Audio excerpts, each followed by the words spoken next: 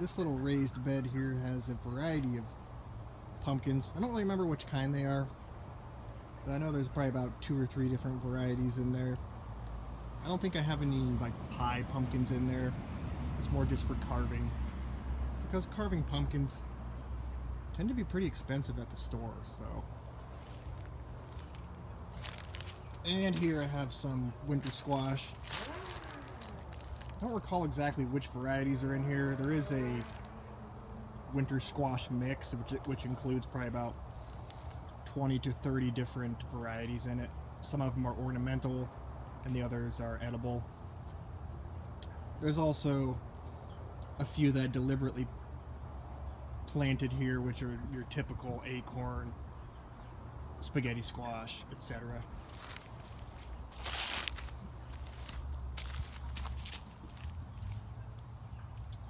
I have some kohlrabi that I planted, which it seems like bugs really enjoy the leaves on these.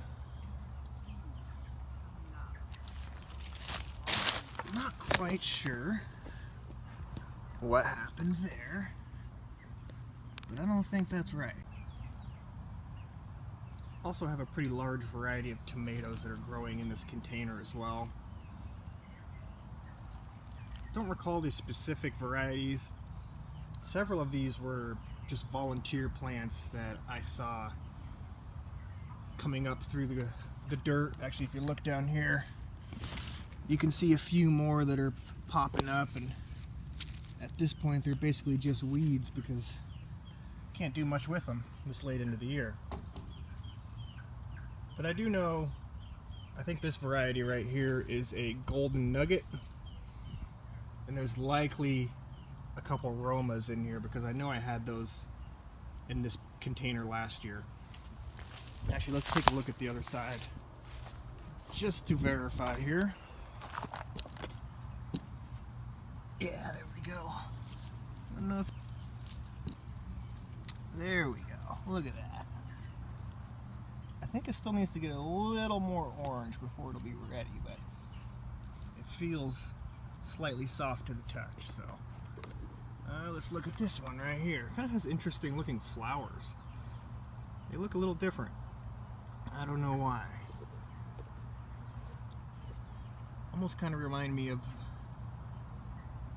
sort of a small sunflower.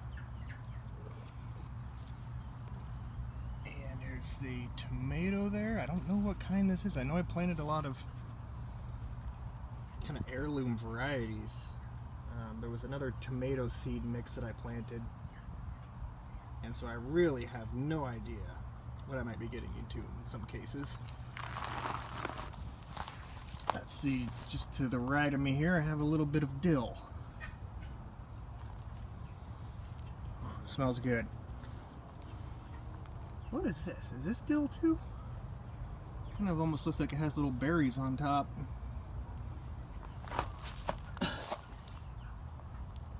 Here we go, we have more tomatoes. We went a little overboard with the tomatoes this year. I kind of tend to do that every year.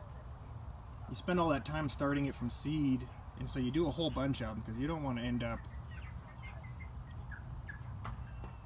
with no tomatoes. So you do twice as much as you think you're going to need, and then you end up, most of them end up living. So now you have twice as many tomatoes as you need, and you don't want to throw them away. You can only give so many away. So, as you can see, lots of tomatoes. I think this one down here is a Red Robin. It's a small dwarf variety.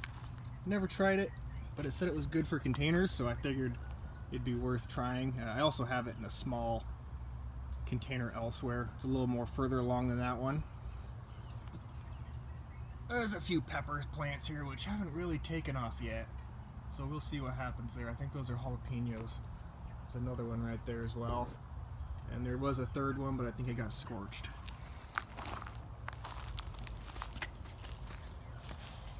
We've got some green leaf lettuce. I think this is actually, it's called the Springfield variety, but I don't remember for sure. Here's some romaine lettuce and some red leaf lettuce. Now these were actually volunteers that just came up out of the ground, and couldn't bring myself to throw them away, so just planted them in a different spot. And behind me, a bunch of little pepper plants. They're not quite as far along as I'd hope, so we'll see what happens. This is also from a pepper mix, so I really have no idea at this stage what I'm getting into. I know there was probably about 10 different varieties that it could have been, so we'll see what they are.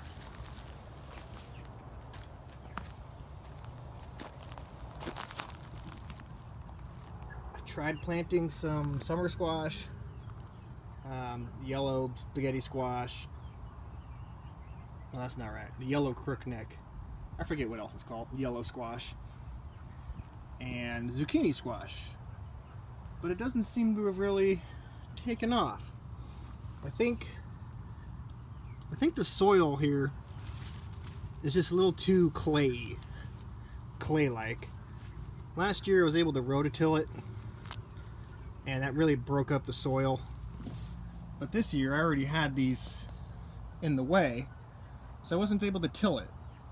And I think the roots have just had a hard time breaking through all that clay. I'm hoping all this bark here will help break down the clay. I've heard that a lot of people that do the back to Eden gardening method, that's kind of the desired effect of putting down all this bark dust and mulch. And kind of the same thing happened here with these little sugar snap peas. These are probably 3 months old at least since I planted them. They should be all the way up here, but they're still just kind of stagnant. Producing a decent amount of pods here for given their size, but not impressed. Now, these were actually looking pretty weak for a while. These are some pole beans. And I thought they were actually going to die because they were kind of staying small, kind of a yellowish color. But they seem to have, over the last month or so, maybe kind of had a second life given to them. Now I've kind of intentionally been trying to bridge them between these two, just because I'm curious to see what it'll look like once they flesh out a little more with some leaves and some little bean pods start sprouting off them. So whenever I can, I check to see if any of these are long enough to wrap around. That one probably needs another few more inches and we'll be able to do that.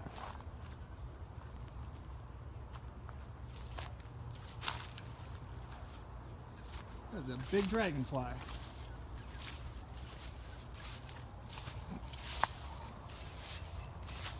Alright. Blackberries, blackberries, blackberries. Blackberries everywhere. Let's see. I have a Japanese plum here. This one I think was just planted this year, so it's not producing any fruit. It is the semi-dwarf green. Seeing as how that's Japanese, I believe it's probably Gage, but I'm American, so I just want to say Gage.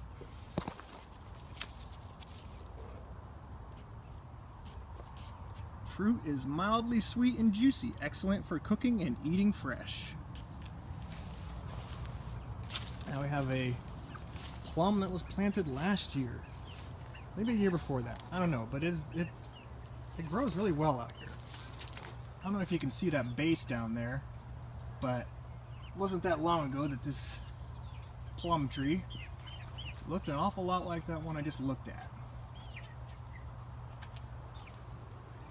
And you can see it's producing a decent amount of fruit for a first yield. And this is looking dangerously close to being ripe. It's just starting to turn yellow, just a little firm. And what do you know? see what these chickens are up to. What's going on here? You little maniacs. It has been very hot lately. So I think the chickens, you'll notice a lot of them have their mouths open. They're trying to stay cool. Keep coming out to replenish their water to make sure their water is cool. Not just full, but also cool. Just to help them cope with the heat. Look at that, blackberries. Blackberries. Blackberries. There's a nice little cluster of them right there. Looks like they may have shriveled up a little bit in the sun, but over here I have some kiwi plants. I just picked these up last week. Looks like I might need to move them a little more out of the sun because I don't know if they were that wilted when I picked them up. Like I said, it's been really hot. And then over here, I just grabbed some golden raspberries from my dad's. Just pulled them out of the ground and I'm hoping they'll survive. This one right here looks like it's been around for a while, so I'm thinking that one will do okay. And then this is some mint that I also grabbed from my dad's. It's probably a couple weeks old. Looks like it's actually growing some new mint leaves down there. There's definitely a lot of dead mint leaves too, but I only need one to survive because these things will spread like mad. Give them the chance. This is one of my multi-graft apple trees. It has about 4 or 5 different varieties. Don't really recall off the top of my head. Oh, that don't look too good. Let's get that off there. That's chicken food now.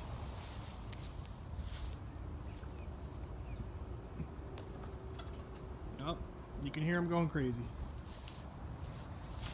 So anyway, I think this is probably a Gold Delicious here. They all kind of look the same about this stage though, so it's really hard to say. I know if I go down here I can look it up. Oh, there's a little Honeycrisp. I don't know what was on this particular branch because it's gone now.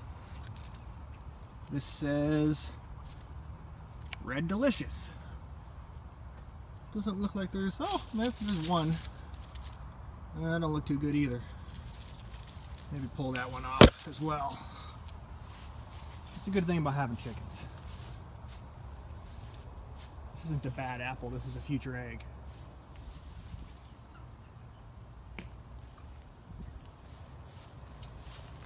As you can see right here, some of these branches became a little too heavy. Had to prop them up. Let's see, which variety is this here? That's a Fuji. Okay, that's the tag I was looking for. And then what's on that? Honeycrisp. I know there's one more branch somewhere in here that has a tag on it, but I'm not going to spend that much time trying to track it down. You just have to take my word for it. This right here is also a multi-graft tree. It's a cherry tree. Didn't really get a whole lot of production out of this one this year. We had kind of a warm late fall, early spring. It flowered, and then we had some just really terrible windstorms. And I think that knocked a lot of the flowers off before they were able to be pollinated. So again, let's see if we can take a look down here. Lapins cherry. Let's see, what is this? A Lambert, Royal Anne, something, I see a green tag here. Let's see if we can't spin that around. Oh boy. I think that's going to say Stella. Can't get a good read on it. And I know there's probably one more branch in here. I think there was 5 or 6. But I don't remember all what they were beyond what's easy for me to track down there. And then here's another apple tree. This one was a little more in dire straits. Needed some more assistance here with the string. This one's going to have a couple of the same variety as the other apple tree. but I made sure that there wasn't too much overlap. So this will also have a couple of its own unique varieties on it.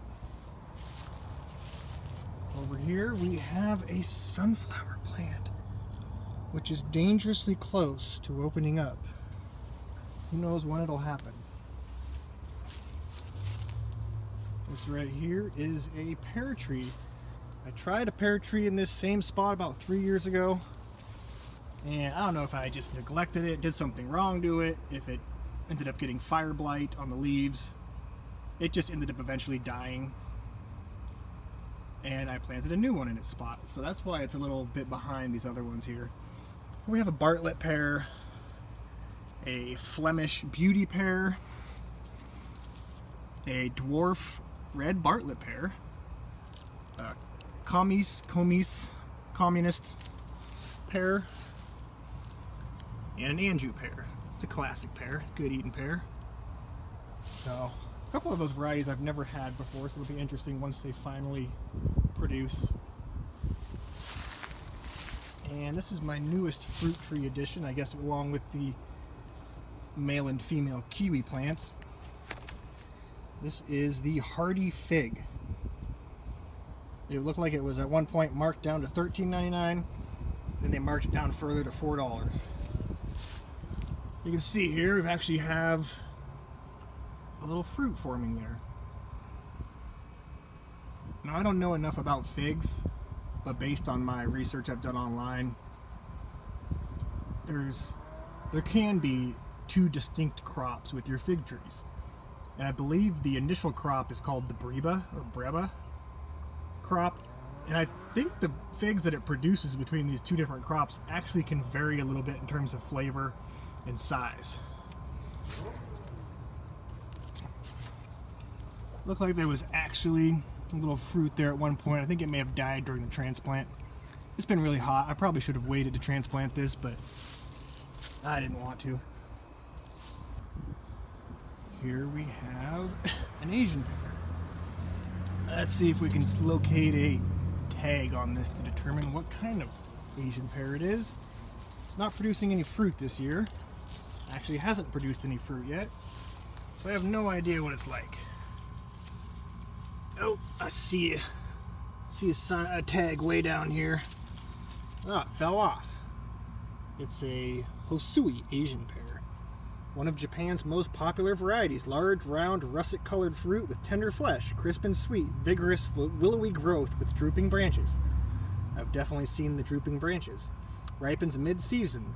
Self-fertile, but best yield when another variety is present. Alright, here's the second Asian pear. This one was planted last year, and it's probably a year or two behind the other pear, but this one's producing this year. I'm not going to complain if it decides to produce, but a little perplexing. And this one, I believe, is the Shinseki. Let's see if I'm right. Shinseki. I'm sure I'm butchering that.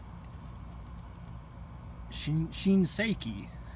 Early harvest. Tree is medium-sized. Fruit is round to oblong. Skin color is yellow and smooth with small dots of color. I don't see any that are quite that description yet. This one's a little yellow, you can kind of see. I know I've kind of looked at a few here, and depending on the time of day, they will have more or less of a golden color. This one here, starting to turn a little gold. So this plant here requires some fairly serious intervention because it just could not hold its own weight up. Here's a few herb plants I picked up. These were on markdown, so why not? Some lemongrass, some sage. I believe this is going to be oregano. Yep, it is. And this one's tarragon. French tarragon. Extra fancy. There's a bunch of dried mint leaves that I stripped off from a plant that was getting a little overrun. Purchased this year. Have no idea how it's going to handle out here. I think it said, let's see, it's hardy to 30 to 50 degrees Fahrenheit. That has me a little concerned because we can get down to about 20-ish sometimes. We don't usually get super cold winters, but I'm gonna have to look into maybe what I can do to keep this warm.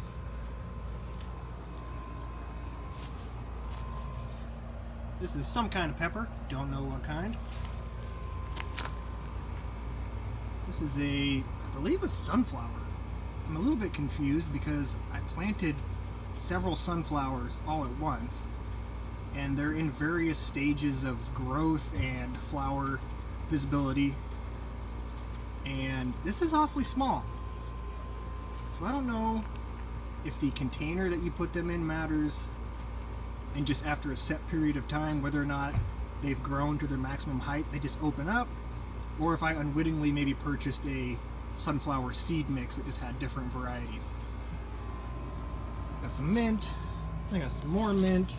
This is the plant I had to cull back a little bit. There's a lot of really heavy, dead, thick overgrowth to it, so I wanted to give these little burgeoning mint plants here a chance to really do what they can.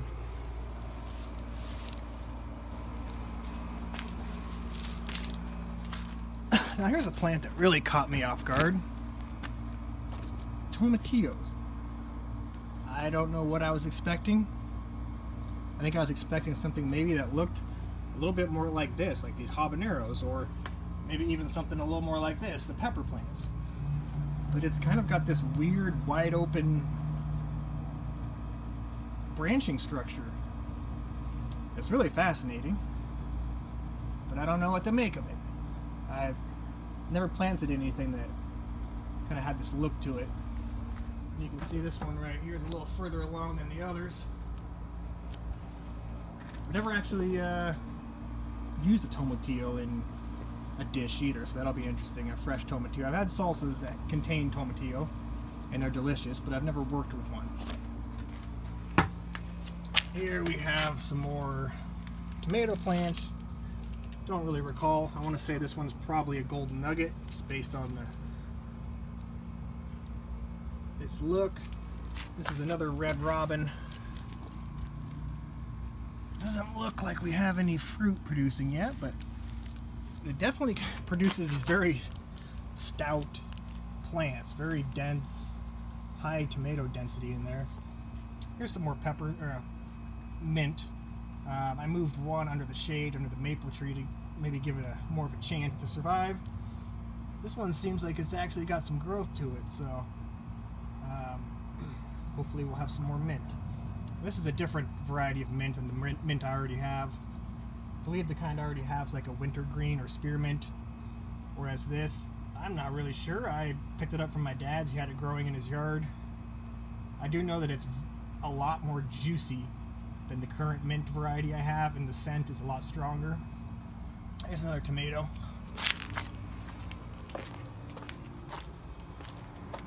Down here, we are trying to grow, what is that? Lavender.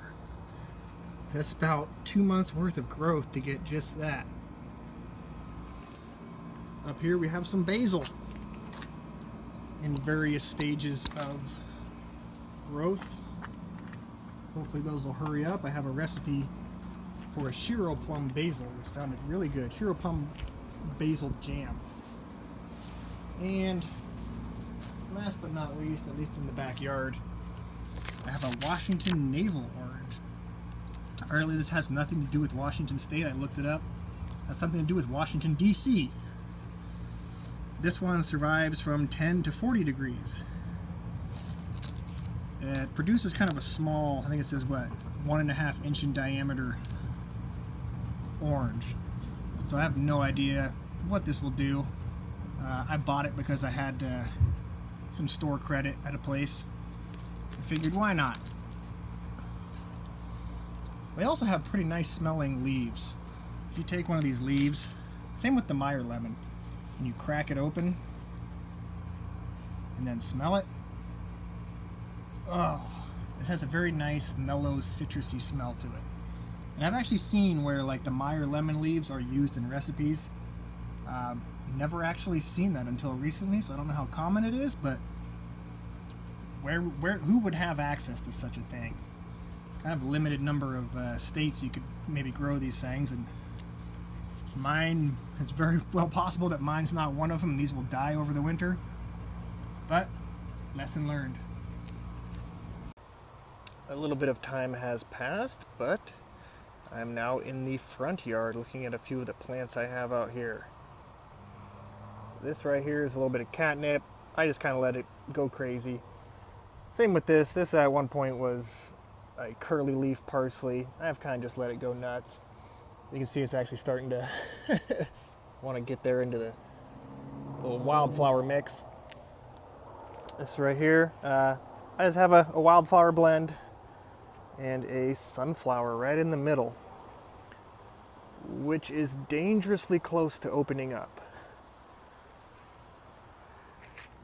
I enjoy the look of this wildflower blend. I think some of the tops here maybe couldn't handle the heat.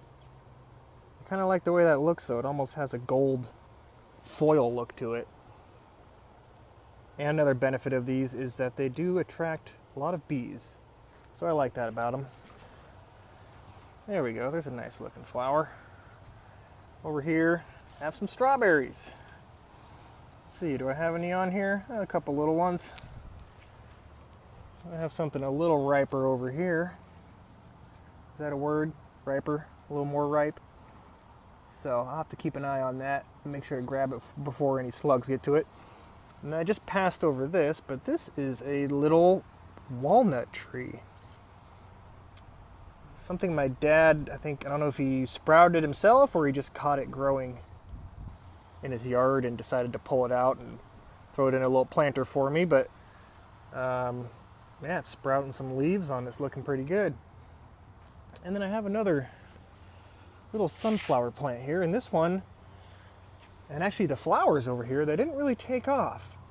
So I don't know, maybe cats peed in them one too many times, but you can also see the size of this. It was planted at the same time. The leaves look a little different as well. So I don't know if it's a different variety or if they kind of just have a timer on them, and as much as they can grow, they grow and then they pop open.